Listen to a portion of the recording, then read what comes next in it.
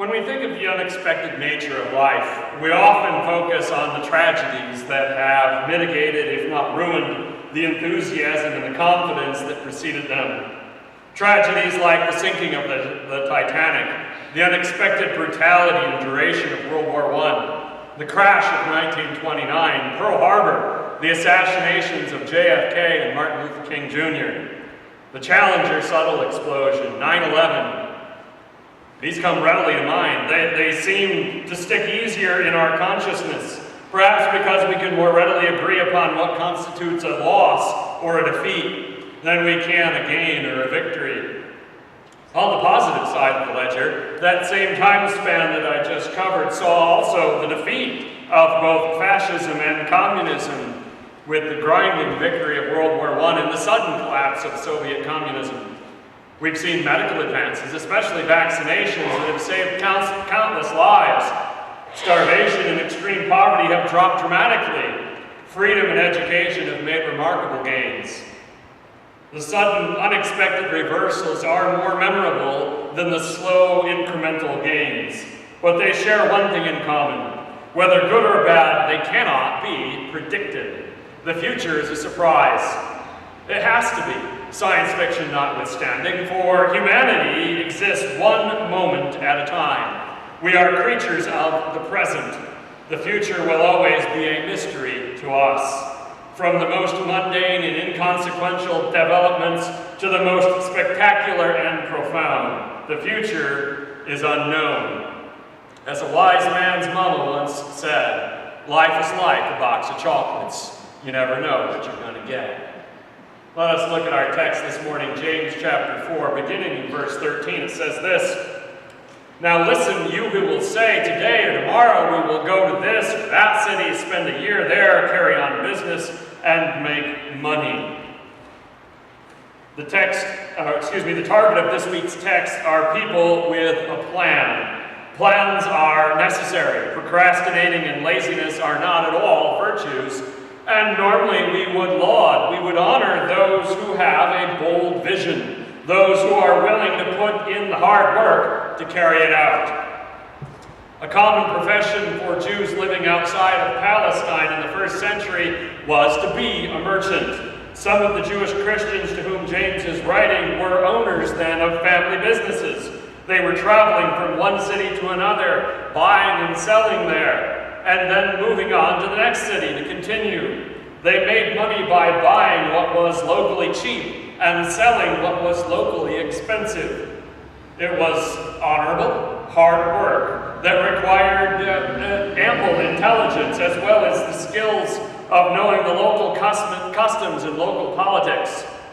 The work itself is in no way objectionable. James isn't going to critique what they were doing or how they were doing it or even why. The problem is more fundamental than any of those. As we consider what the Word of God is telling us today about making plans, we should acknowledge that this topic concerns every one of us. Not all of us make business plans. Not all of us travel to distant lands, but we do all make plans for the future. Every day of our lives, from the most mundane about what we will do today, to the long-term planning that we make about jobs and marriage and kids and retirement. We need to plan for the future. It's fitting and proper that we do so.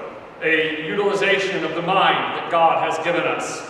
So what objection could there be to making plans? Let's look at verse 14. James says,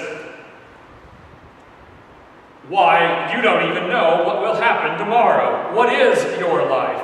You're a mist that appears for a little while and then vanishes."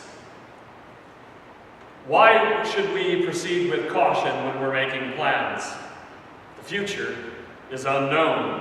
We have no idea what the future holds for any of us, nor even, frankly, if we will be there to see it. Tomorrow might unfold just as we expect it to, or it might take a drastic turn for the better, or the worse. This uncertainty applies to our individual lives, to each and every business venture that we are part of. It applies to our whole community, to our state, to our country, to our local church and to the church as a whole. We don't know how tomorrow will affect any of them. Let me give you some examples. Since the late 1800s, Kodak was a dominant company in the photography industry. It filed for Chapter 11 in 2012. Atari once enjoyed massive success in the home gaming industry. It was sold off in 1984. Circuit City closed in 2009. Hummer had a brief run of success only to be closed by GM when the gas prices went up, not to mention the much more long-lasting and much more famous demise of Mercury, Pontiac, Plymouth, and Oldsmobile. In business, such ups and downs are taken for granted. But whole nations have experienced this same rise and descent.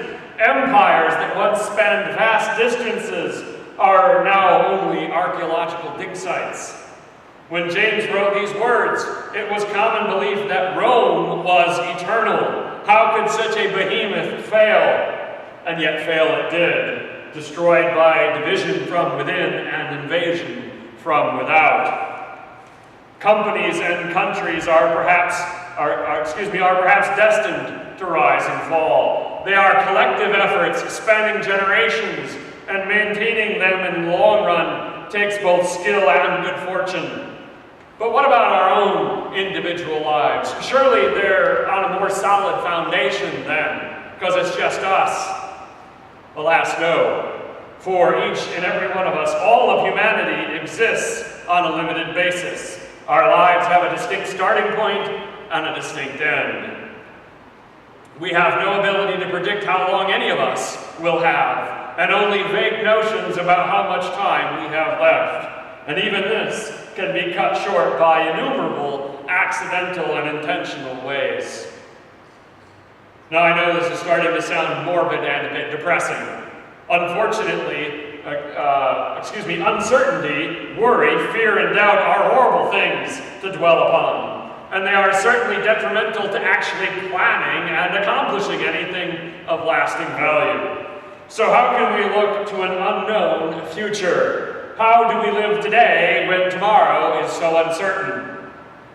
If our own resources, our own ability and power were all that we had to work with, there really wouldn't be an answer to those questions. On our own, we really are a mist that will soon vanish. On our own, we're grasping in the dark, hoping for the best, but not really having any reason to expect anything's going to turn out okay. Verse 15. Instead, you ought to say, if it is the Lord's will, we will live and do this or that. That may seem too easy. We've been talking about the uncertainty of the future, the kind of topic that creates worry and doubt and anxiety and fear. And the solution to this great unknown future is to simply make our plans as best we can, as we were doing before, and then turn them over to God to implement His will. It's simple, but it's also brilliant. We have no way of controlling the future, and no ability to force things to turn out the way we hope. God has both knowledge of the future, for He is beginning and end, and the power to do something about it, and the loving kindness to work His will for the best. In Romans 8:28 and 29, Paul explains that God's will for all of His people is that we will one day be conformed to the likeness of His Son. In other words, that we will become Christ-like. This is the overall theme of God's plan for all of humanity, to save the lost and transform them into brothers and sisters of Jesus Christ. We cannot know for certain how our individual lives, or even our church, fits into the will of God. How will we become Christ-like? What specifically do we need to do? How can our church best fulfill its mission for the gospel? What in particular should we be doing right now? And what next? Such wisdom is beyond our understanding. We know far too little to comprehend the will of God in specific. In general, however, we can and do know what God has planned for us and what God requires of us. We can make plans for ourselves, for our family, for our church, in accordance with what we know to be true in general, and then try to apply that, as James says, Lord willing, to our situation. For example, we know that we need to develop the fruit of the Spirit for both our own transformation and our effectiveness as servants of God. We know this for a fact.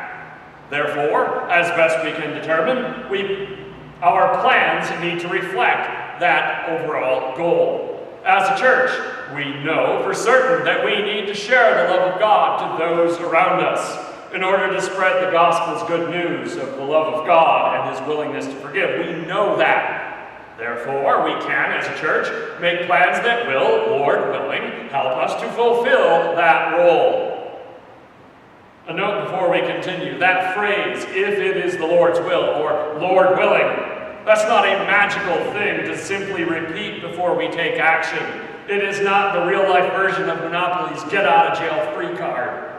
The words mean nothing if the heart does not concur. It is our attitude, our mindset that needs to be brought into alignment with the will of God, not just a few words to be spoken. Likewise, to say, Lord willing, and then proceed to plan an immoral path, or a path that simply ignores God, will not work. If God is not at the center of our lives, what we do on the periphery isn't going to make much of a difference. Paul used words like this at times when he described his plans. At other times, he didn't say the words, but there wasn't any doubt that Paul was continuously relying on God and trusting in Him as he traveled from city to city to share the gospel. What then do we need in order to live our lives with a perspective that acknowledges God in the little things each day and the big things, of our whole life? What we need is humility. Those who take no account of God and their plans do so out of an independent viewpoint. The reality is the opposite. We are always and must always be dependent upon our Creator, our Savior, and our Sustainer, for not only life itself, but for the meaning of life and its purpose.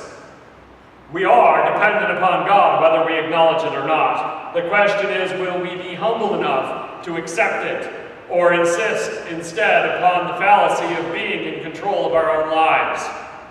Pride, once again, is the villain, and humility, again, the hero.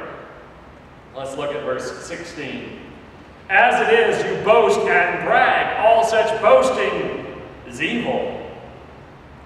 Much of the boasting of making plans without God is inadvertent.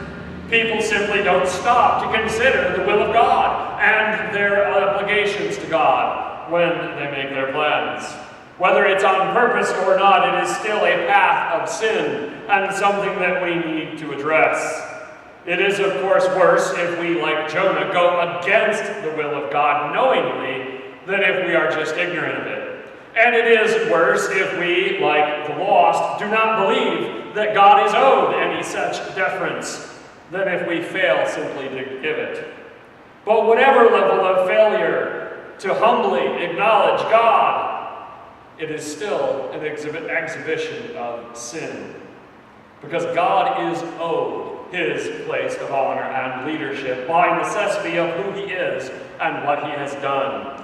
We take a lot of factors into account when making plans, many of which revolve around the feasibility of those plans. How can we not begin our calculations by asking if our plan is in accordance with the will of God?